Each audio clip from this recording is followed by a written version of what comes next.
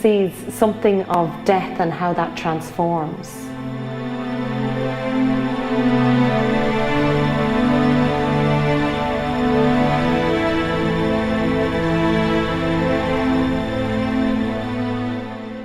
Hi, my name is Brendan Ryan and I'm a second year applied arts student in Crawford College of Art and Design. I was looking at Google Maps and I was looking at Ireland from, I don't know, was it 200 metres from the ground or something, you know, the way you can zoom in into some random place. And I was looking at all the little fields and the texture of the like the ditches and the land, you know. And I was thinking then about how in 1845 we had a famine in Ireland, and the famine in Ethiopia was in 1985.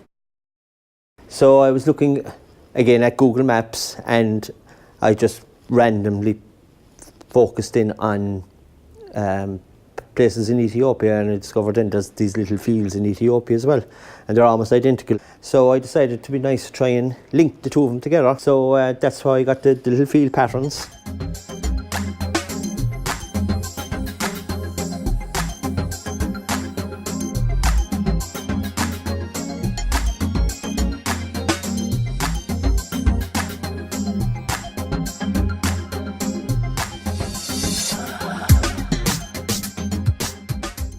The holes in the bowl, that's representing famine and hunger.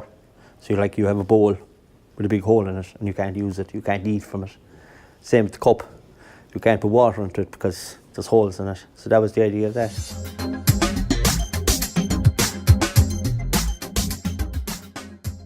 That was a real expression of grief. He was able to see this same experience as having something to do with his experience. You know, consciously or unconsciously, he chose this subject as something that affected him. So kind of within the grief process, you know, what part of that unconsciously was, you know, for him happening through seeing that. My mother and my father passed away. My mother died about 4 years ago after a long illness, and my father died last July. So I started using those feelings and emotions and tried to put them in my work.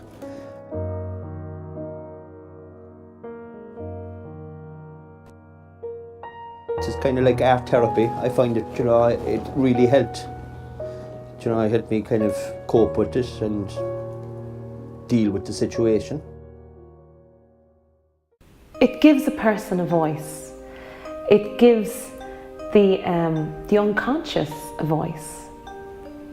And when the unconscious comes through, we don't always understand what it's expressing or what it's communicating. Another idea I'm thinking of working on it is the idea of bogs and that whole environment. You can find like 500-year-old bodies preserved in the turf. They've found vats of butter buried in the bog for thousands of years and they're still perfectly preserved. So I find that very interesting, and it's another link to the past as well, you know, and it's almost like they're frozen in time, that they can go back and they can go into the bog and they can find pieces that are thousands of years old. For a project I did in college, I took that idea of loss and, you know, coping with someone passing away, and I projected these images onto objects I made. They were figures made from fabric. I projected photographs onto them. I took my inspiration from this guy here. He uses a lot of projection in his images. I usually get my inspirations from the environment I live in, so I'm very lucky. I live out in Whitechurch and it's a lovely, quiet country area, and it is also where I grew up. These are old buildings in the farm. I love coming in here because there's a great sense of history about them. It's full of texture and colour. It can give you a lot of inspiration.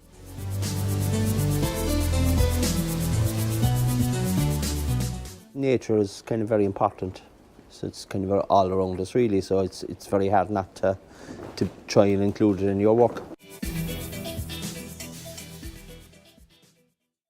I could go for a walk there now and maybe look at trees or plants, like even an individual flower. Say like daffodils now, it's this time of the year. Like daffodils are wonderful, like they're amazing. It's just this burst of colour after the winter is very very inspirational as well. So even like the shapes of branches or even trees, like I mean they're kind of a metaphor for life, the way they're dormant during the winter and they come back to life again in spring.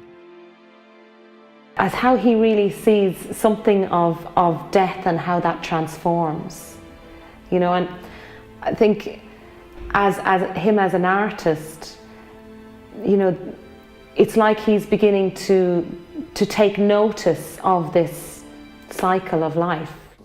And even the shape of the branches, and they're almost abstract, like if you can take like a section and just crop a picture of a tree and just, it's like an abstract painting.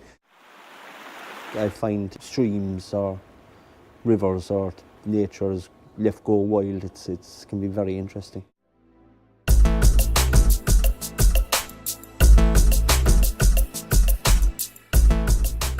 I like to look back into the past as well.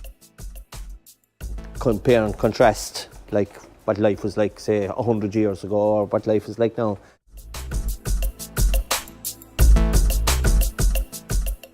A picture tells 1,000 words, or a piece of art can tell 1,000 words. I mean, you can project so many different emotions into something. Everyone sees something different in a painting or a piece of sculpture.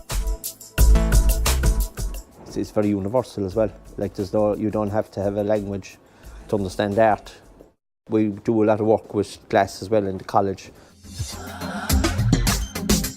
It seems to be more ceramics is my thing, I think. All my brothers and sisters, they're all married, and well, they're married, but they're partners and they're in very long-term relationships and they're settled and they have kids and that. Whereas I'm single and I'm on my own and I live on my own, and that's great. I mean, that's the way I chose to live my life. So I suppose I don't have the responsibilities that they have, and I'm probably a lot freer then to explore art or something similar, you know. Whereas if I was probably married with kids now, I probably wouldn't be able to afford it for a start, and you know. So yeah, but I mean, as regards their support, I mean, they're wonderful. Like they do really are. They're all very supportive of me. To look at it now, it's after taking on a whole new meaning.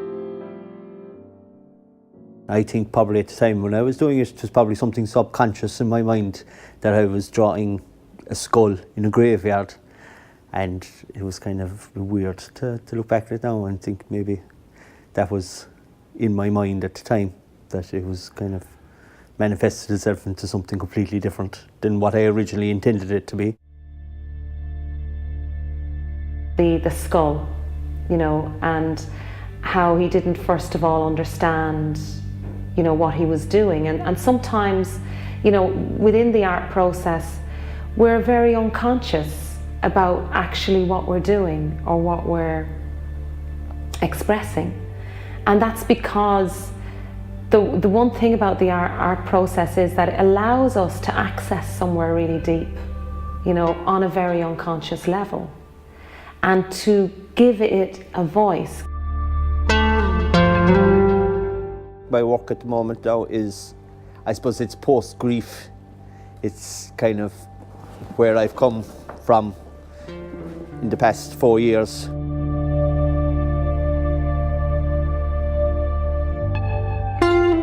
You know, art is therapy. You know, in itself, through the art process, and like what Brendan is doing, what he is doing through the art process is he is understanding how to transform aspects of his life and move creatively through his life.